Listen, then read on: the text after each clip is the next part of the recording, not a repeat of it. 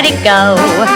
52 times a year, the week is done and over with before you know.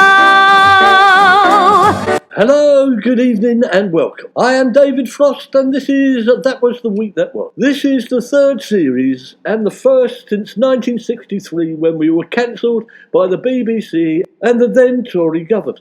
Like us, John Cleese is back with Fawlty Towers, but not on the BBC. It won't be anti-woke apparently, despite his daughter's claims, because Basil warned them all not to mention the war.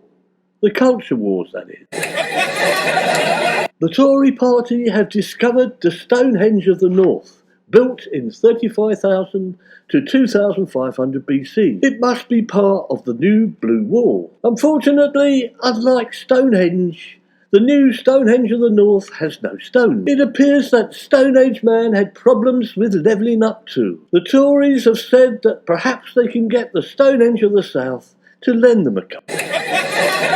Scientists revealed this week that women do more housework as men are physically unable to see mess. It's because men are too busy building shelves and doing other DIY jobs to put all the mess on.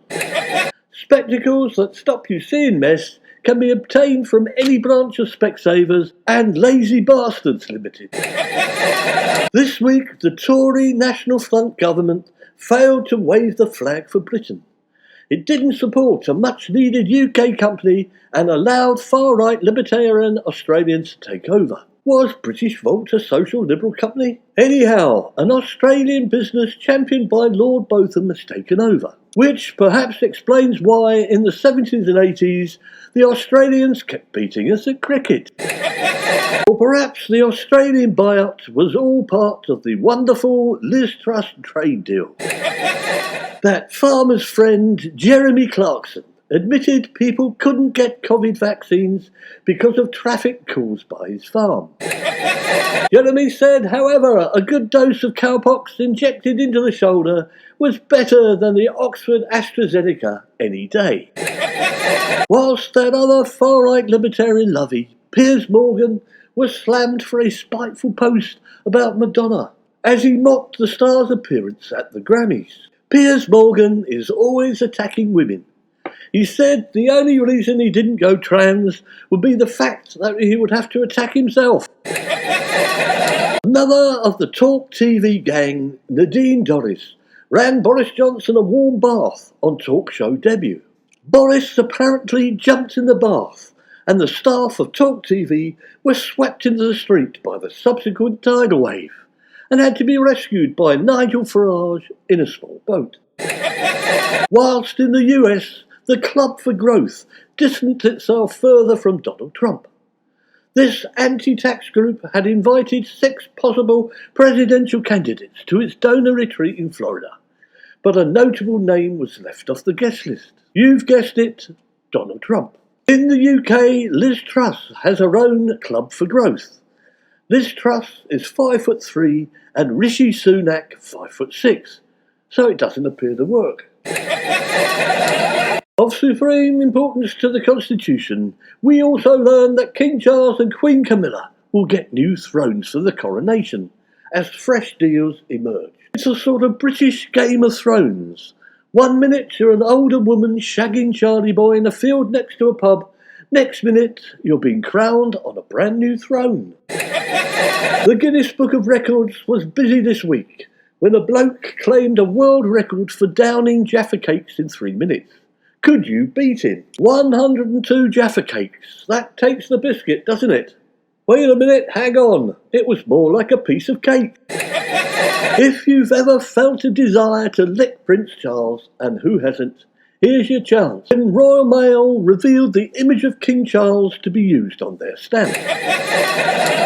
Far-right libertarian comedian Catherine Ryan revealed a roller coaster story that led her to being locked out of a house with her newborn inside. How do you think the baby was feeling? Asked the Metro. How do you think it was feeling? Locked inside someone, locked outside. The run-up to the coronation was in full swing this week, according to the Metro. Forget coronation chicken, it said. These are the official recipes for King Charles. He's having strawberry and ginger trifle, apparently. So it looks like Harry and Meghan are going after all. It seems there's a new Mr. Nasty on the political scene this week. Nobody has ever committed a crime after being executed, said the new Tory Deputy Chairman Lee Anderson, when he called for the return of the death penalty, as according to him it has a 100% success rate. On TWTWTW, we believe that Lee Anderson is the Tory National Front's punishment for social liberal people getting rid of Nadeem Zahawi. How many fighter jets does the UK have? Asked the iNews this week, and then explained why Zelensky asked for reinforcements and how jets could affect the war. Unfortunately, the RAF only has a total of 130 active fighter jets. Might as well send them Ryanair and EasyJet instead. Who says the Tories don't stick together?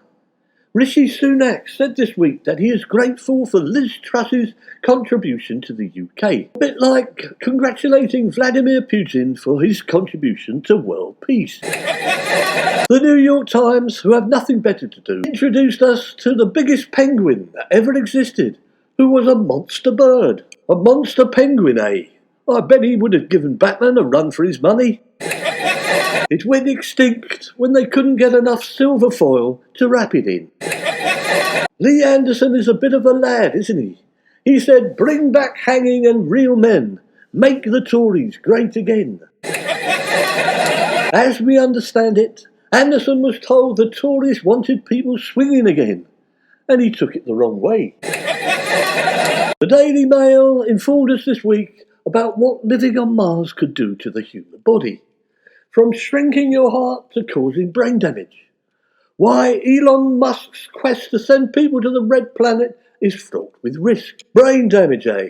Which raises the question, has Elon Musk been to Mars already? It appears that Vladimir Putin has a softer side to him, when wives of Russian troops got their husbands' lives exchanged for fur coats. But think on the positive side. What would you rather have, ladies? A mink coat or your old man back? There you are then, it's a no-brainer. What's the difference between a Russian soldier and a mink coat? Answer, you can wear a mink coat. Also this week, at a major darts tournament, Johnny Clayton joked. He went to throw his darts in the bin after the defeat, but missed. Turned out later, it wasn't a bin he was throwing his darts into, but a rather beautiful young lady. The Wonder Northern Railway Extension HS2 is so expensive because we are more responsible builders than the French. This doesn't seem to make much sense. The French built Notre Dame and the Eiffel Tower, and what have the Tories built? The Mound of Earth in Marble Arch.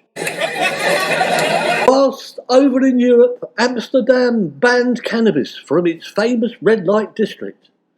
Plenty of hookers then, but no hookers. Apparently, the Dutch government were trying to ban hookers in the red light district, but ended up banning cannabis pipes instead.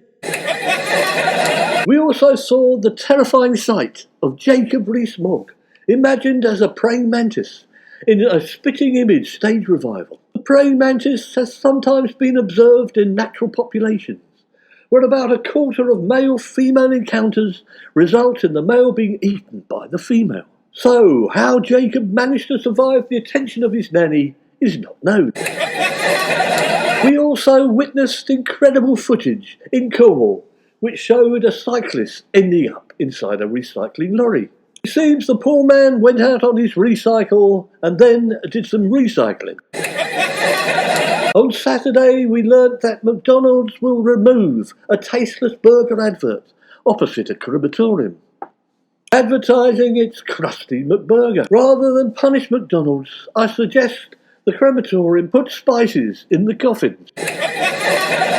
Our European news desk asked the question, how do the French really feel about Valentine's Day? As we all know, the French make a lot of noise about being the more romantic nation. The French have an average gift budget for Valentine's in 2022 of €114, whilst in the UK the average gift was just £23. Just how woke are the royal family? This week, King Charles turned down a chicken shawarma and asked for some wonderful vegetables instead. I ask you, turning down a chicken curry for grilled aubergines, how woke is that? We learned on Sunday that Congressman George Santos was charged in 2017 with stealing puppies from an Amish dog breeder. So, if you thought Donald Trump took the biscuit, I reckon George Santos would rip the bloody biscuit out of an Amish dog's mouth. Field of Dreams, wrote The Sun this week. Well, it is Valentine's. Prince Harry lost his virginity in our field, said somebody. I could put up a blue plaque. TW, we've been weighing up the options. Blue plaque, red light, blue plaque or red light. There's been a lot of talk about artificial intelligence in the news this week. The Sun informed us about a Dubai restaurant called Dodo, which used artificial intelligence to produce new pizzas. The AI produced a recipe that featured dodo meat on a base of camel cheese and aubergines, but no anchovies. Beat that. Well, this has been David Frost on That Was the Week That Was. So goodbye, good evening, and see you next week.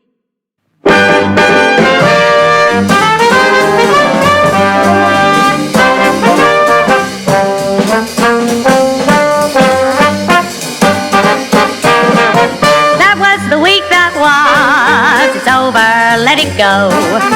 52 times a year, the week is done and over